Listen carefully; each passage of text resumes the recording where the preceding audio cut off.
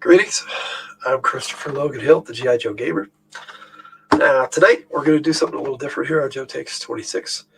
We're going to take a look at, we're going to take a look at a character. Since this is ladies both, it's a female character. But in order to look at this particular character, we have to look at a movie that a lot of people don't really care about, seeing how that's the only source of information we have for her, other than her figure, which they only brought one out. And so the movie I'm referring to, of course, is the Snake Eyes G.I. Joe Origins movie.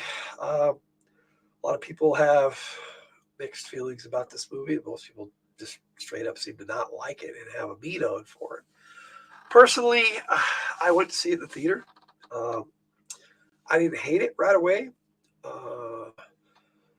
There were parts of it I really enjoyed. It was definitely an entertaining movie. Question is, was it a Snake Eyes Origins movie? And I have to say no. If anything, it was more of a Storm Shadow movie than a Snake Eyes movie. And on that note, I'd have to also say that it wasn't really G.I. Joe. It could be a G.I. Joe story, but it wasn't.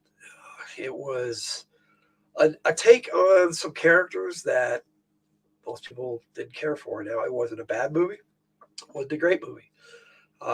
Like I said, I enjoyed it. It was definitely fun to watch. I bought it on DVD when it came out because I collect G.I. Joe.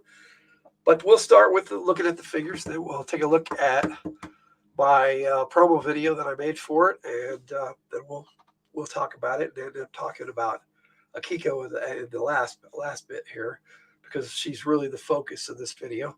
So I wanted to get that other stuff out of the way. So we'll start. Back of these boxes for all 5 of these movie figures had this picture of Snake Eyes on it. Now, Snake Eyes was number 16 in the series for this version of Snake Eyes. This is the only time I'm going to look at these figures, and that's because they're not some of my favorites. But I wanted to do a ladies' month, and I needed another lady for this month, seeing how I only have 4. Well, I have 2 others, but they have other figures, and we'll see if we're going to look at those. I did look at those in their videos, so we'll take a look at this here. Well, Snake Eyes came with a head based off of the actor who played him in the movie. So I swapped them out, and I put the Snake Eyes head in here because, to me, this is somebody who has the code name of Snake Eyes, but is not Snake Eyes. So anyway, there's the side of the box art there. Wow. It's not bad art. In fact, I don't hate it. Storm Shadow was number 17 in the series. I'm just gonna look at all the boxes first here. And again, the art's not bad. Some people call this the Milquetoast Storm Shadow. And I see why. When we look at the figure, you'll see he's wearing an off-white uniform or gi. And he also had the Storm Shadow head in the actor head sculpt, which, again, this isn't my Storm Shadow. This is the representation for the movie, so I'm going to be leaving the actor heads on them. Number 19 in the series was the Baroness. These boxes are really good, and the likenesses to the actors were decent. They weren't bad. And this is number 19. And again, the back, but we don't have to keep looking at those. And there was number 20. And I'm purposely saving Akiko for the end of the video. So we're just looking at these first to get this out of the way. Definitely looked a lot like the actress. So in that respect, they did a good job. And I like to collect those 0 numbers. So for the Snake Eyes figure, this is what we got, which is kind of weird because he wasn't in his uniform until like the last 5 minutes of the movie, if that, maybe even less than 5 minutes. Came with these 2 2 knuckle knives, and he came with the Morning Light, which was nice, a nice touch, because that's the sword that the movie Storm Shadow gave him. And so it's another Snake Eyes, but it's not, to me, it's not the Snake Eyes. And same with Storm Shadow, not the Storm Shadow, a Storm Shadow. And again, most this, as you can see, he kind of looks like milk from a bowl of cereal after you've had cereal in it. So I guess that's why they call him the Milk Toast Storm Shadow. Off white there. Not a bad figure. Not a great figure. I think they should reuse the mold and maybe change some of the things out. I don't know. Then you had the Baroness, which I like this figure, but I also don't like the neck. It's way too large, and they tried to cover it up with something, a choker around her neck or something. She came with a really cool machine gun that the silencer does come off. So that's the actual machine gun, and then it has the suppressor. I know, silencer, suppressor. The magazine comes out, and then she's got two blades, which slide right into the back there. Like I said, I'm not really going to focus on her all that much, or the other characters. Her glasses came off, which was a nice feature, and I actually did try them on the other ladies, and they not bad on the Scarlet, but not good at all on the Akiko figure. And so there, another one last look at the Baroness. Baroness is one of my favorite characters for Cobra, so I don't ever mind getting a chance to look at any Baroness figure. Now, then of course we have Scarlet, and she came with the same crossbow the other Scarlet did, I'm pretty sure. Maybe not. No, that's definitely a different one. So that's cool. Came with her little quiver here for her bolts, for her crossbow. I do like the way they did the ponytail. Very nice. The head sculpt is decent. So we're talking about a figure that wasn't bad. The application, the figures weren't the problem, I don't think. I really don't. I really, really think that the problem was the fact that this movie hit at a bad time, for one. And for another, a lot of people didn't receive it very well because it wasn't the movie they were wanting. And ironically enough, I went into the theater thinking this isn't going to be the movie I want, so I'm just going to enjoy it for what it is. And that was a good attitude to have because it definitely wasn't the movie I wanted, for sure. Now, like I said, I'm going to watch the my promo video on Joe Takes 26 for it before I get into it. So let's start this.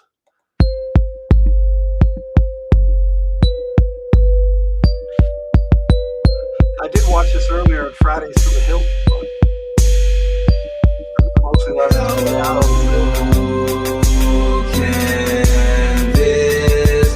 Can this be life? I can't sleep at night. You must drive alright. How can this be right? This all be right when all we do, is fight. For a moment of peace up in the streets, relief from all the grief, release when bullets cease. Hold on, it's another one I could be putting up in the gutter. Hold on, it's another one taken away from his wife and his mother. Be strong, it's a never-ending road we always seem to go down. It's inevitable to be broken down to the ground, but I get up, stand up. Every time I take a beat and sit up, man up. Every time my heart is bleeding, I've been taken for granted many more times than I could ever care to admit. But then again, it's all my fault. The captain must go down with the ship. Cause I've been drinking too many nights and I've been smoking too many whites. And although I know inside I shouldn't be losing all these fights to my inner demons screaming up in my head. It's a never-ending cycle and my better off dead. Oh no. So I just keep on living and sinning. Come hella high water, I can always swim.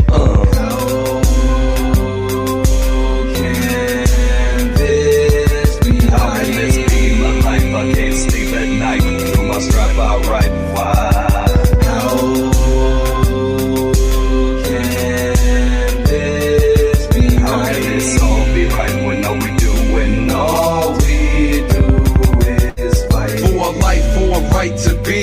Tonight's the night, and that's on me. Have you ever had it so bad it's hard to breathe? Cause that's my everyday, dog, and that's for overseas. I shed blood, sweat, and tears to get my cheese. I'm a go-getter, with nothing but dreams that my kids will grow up to be as strong as me and not have to see what I've had to see. Tell me, how can this be my life when I'm stranded all alone and someone's holding my wife? The pain is more than I can bear. It's just not right for something you hold sacred to just take flight. So at the end of this tunnel, they best be light, cause I'm running out of rope in this game of life. I take my chances, dog, and roll the dice and be the man who made the maze for you trifling mice, saying, how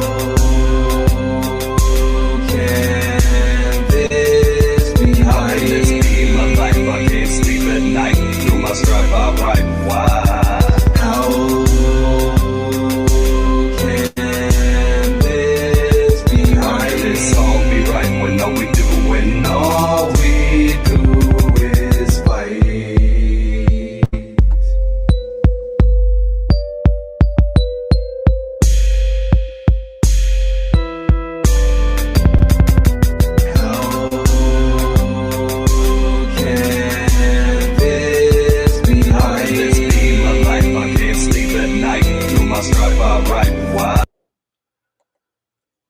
Like I said, they made the figures look a lot like the movie characters. So I don't believe that the figures were the problem, even though the figures didn't sell very well. So we'll take a look at Akiko, and then we'll talk about her a bit. She was number 18. So they covered number 16 through 20 for the movie. And there's the box art, which I really, really love, which I had in that video there. Of course, she's 18. And she came with these two, like, swords, but they're not really swords. They're part of her staff that breaks it in two, so she could use to make her staff two different weapons.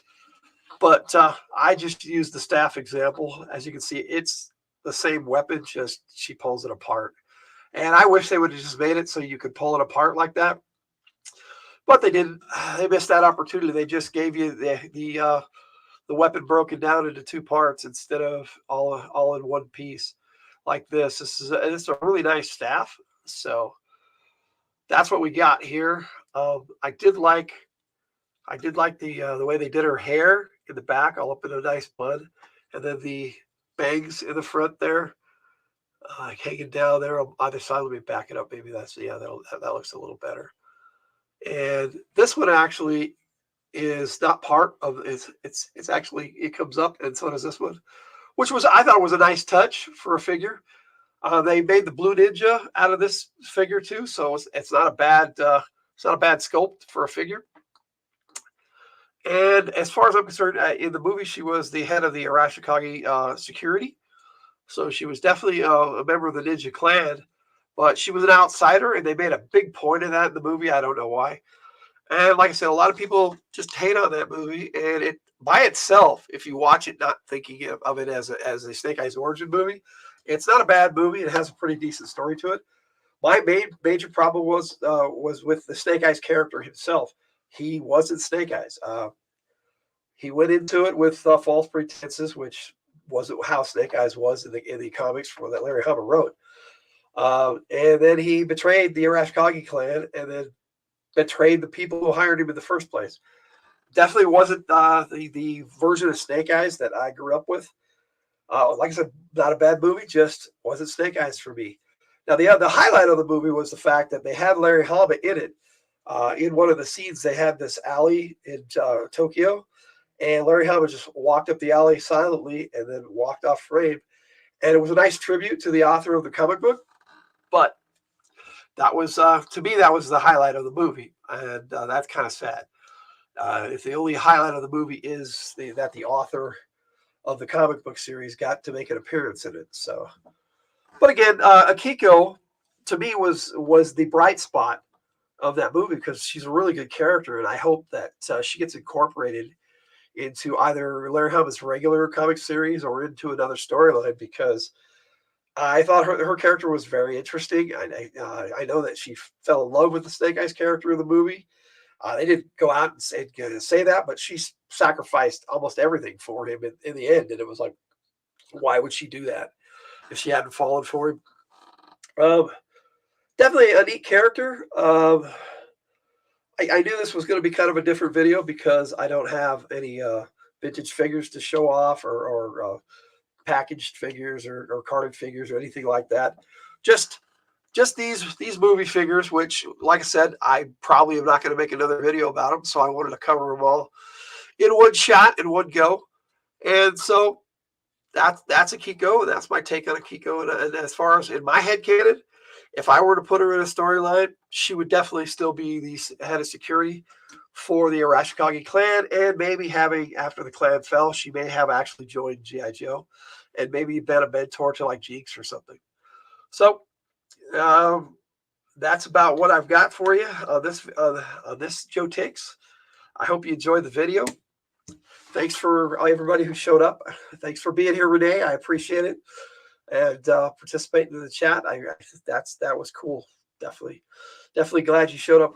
Like you, I'm a night owl, and I just don't function well in the daytime so much. I'm a lot better at night, but that's what I have for Akiko. And on that note, having said all that, Logan out. Thank you for being here. Good night.